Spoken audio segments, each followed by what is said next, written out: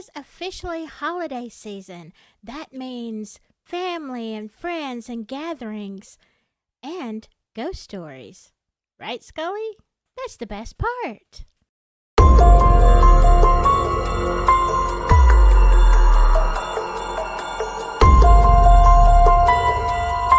Well, hello, my spooky friends. I am still behind on filming and getting stuff ready, and I need more stories of yours. Don't make me go through the internet looking for stories you've already heard. Send me your best spooky tales. You can email me at avelincottage@gmail or just put it down in the comments. But I do still have some stories to share that you have sent in, so let's get right into it. Now, this one comes from Dan.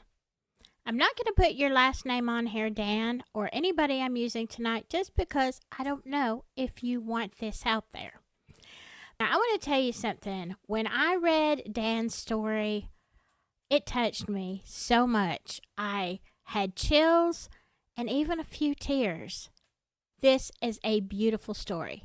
Hello, I'm not a nurse, but I am the son of a nurse. My father died in 2002, and my mother took care of him until his last breath. She taught me how to attend to a deathbed, and 3 years later, in 2005, I took care of my mother as she died. As with my father, lung cancer had gone undetected for years and had metastasized. It went everywhere. I am so sorry, Dan. Mom was personally and professionally aware she didn't have long to live. We all knew it. A few days before she died, I walked into her bedroom, and as I did, Mom jumped. I'm sorry, Mom. I didn't mean to startle you. You didn't startle me. You walked through her, Mom said, matter-of-factly. Walked through her, I repeated. Who is it? Mom broke down and started sobbing. I don't know. I don't remember her name. I asked my mother to describe her for me. She was a small, elderly, thin black woman, beautifully dressed. Is she scaring you? No, she is just patiently waiting, Mom replied with an air of increasing understanding. Curious as to who this could be, I asked, Who is she to you? A relative? A friend? No, she was a patient of mine. I helped her die. Now she's come to return the favor. Knowing the context, my mom helped an African-American woman die with compassion and dignity, something that wasn't a universal reality in 1950s Idaho. I was deeply grateful to have had my mother to raise me, and I couldn't have been prouder of her than I was at that moment. There are more stories coming. Well, I sure hope so, Dan. That was, oh my goodness, such a beautiful story. And I am acutely aware of what you mean in the context of the 1950s, as I'm here in Alabama. It was definitely probably similar. And to imagine that she helped this woman die with dignity, and the woman was coming back to do her the honor of the same. Doesn't that give y'all chills? Oh my goodness, it does me. Thank you so much for sharing that story, Dan. This one is from Megan Quinn. My mom passed away last March, and she started to visit my brother's house and apartment. Everyone hears her whispering, and we watch my dad's dog wag his tail when we see someone we can't see start petting him. Oh, wow. Now, we've heard stories of, actually seeing the hair on an animal's back move when something unseen is petting them, and that is very spooky. But, the pet must be fine. I wish we could see what the animals are seeing, because obviously they are not upset by it. So what do you think? Are you okay with ghosts petting your animals? I mean, I don't know. I think it's a cool story. This one is by Night Owl 701. My friend is a funeral director, and he told me some spooky stuff.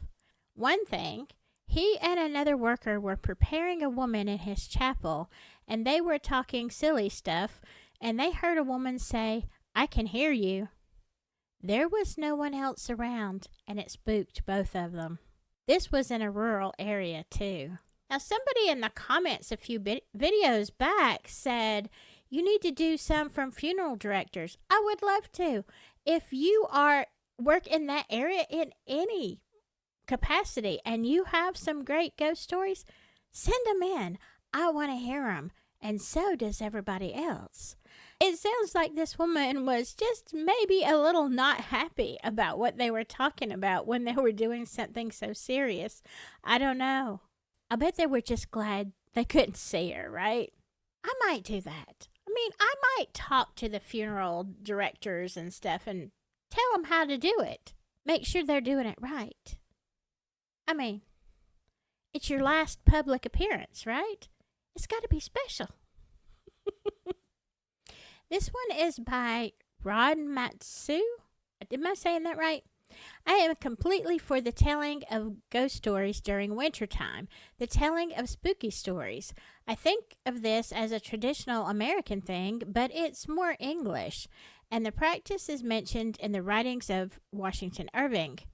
Although generally speaking, and from personal experience, it seems that family gatherings which tend to involve coffee and pie and ice cream, well, that's how our family gatherings are anyway, will often turn naturally into a ghost story night, and that definitely includes Thanksgiving too.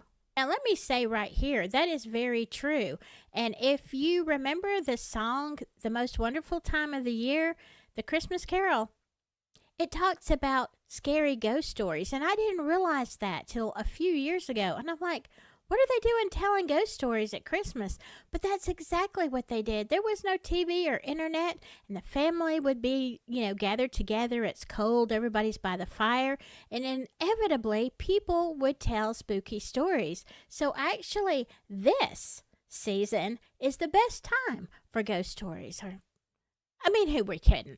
Any time is a good time for ghost stories. But yeah, that has always been traditional. So think about that when y'all wake up from the turkey and pumpkin pie nap. It's time for ghost stories. In 2005 or thereabouts, I visited Hollywood Forever Cemetery, where a Douglas Fairbanks movie was being shown projected on the side of a crypt. Well, now that's different. I have never watched a movie on the side of a crypt before. But hey, there you go. Hollywood, the city, has many historically haunted locations, and this famous cemetery is one of these. And I saw a shadowy form floating and drifting above the tombstones here as the sun was going down. I don't know what this was, but I know it was something strange, and I watched it for at least a minute and a half as it drifted farther away and was lost from sight. After this, I looked up this cemetery and found that it has a history of unexplained things going back over 100 years. Wow, watching it for like a minute and a half, that's not just something that you are hallucinating or your, eyes are playing tricks on you, a sudden shadow. You watched it for a long time. I have actually heard that there are some very haunted cemeteries out there. So, thanks for sharing that story. And watching a movie on the side of a crypt, because that is unique. All right, our next one comes from Roberta Real. Long Beach, California is the home of the Queen Mary. It's gone through many owners and at times sat vacant. The early 90s was one of those times. A lot of off-duty LBPD would moonlight as security on the ship. A girl I worked with's husband was one of them. The officers would make their rounds, closing open doors and only to come back and find them open. They'd hear banging as though someone was knocking in pipes, but there wasn't. Splashing from the pool, but there was no water in it. Certain areas just felt creepy. We used to go there a lot when I was a kid, back when it was free, and some areas would scare me, like the ballroom. It was beautiful but spooky. Glad you're back. Hope your family didn't have to pay any ransom to Scully. Yeah, for those of you who don't know, Scully, my not-so-silent co-host sometimes, decided to take over my channel on Halloween with his girlfriend. Yeah, so that is why Miss Scarlett O'Hara hasn't been in the picture. I have not been happy with her and him since that incident. But tell me what you think. Do you want to see another video with Scully and Miss Scarlett? I mean, I could probably talk them into it. Yeah, I see you plotting back there. I can tell by your expression. You've got something in mind. Now, our last story of the day comes from Trudy. Hello, fellow Hello, fellow. Bleh. Hello, fellow. Hello, fellow Alabamian. I am from L.A., Lower Alabama. I told Trudy, I know you're really from Alabama when you say I'm from L.A. because that is just what we say. I don't know why. Somebody says, oh, I'm from L.A., we know it means Lower Alabama. I have had many paranormal experiences over the years.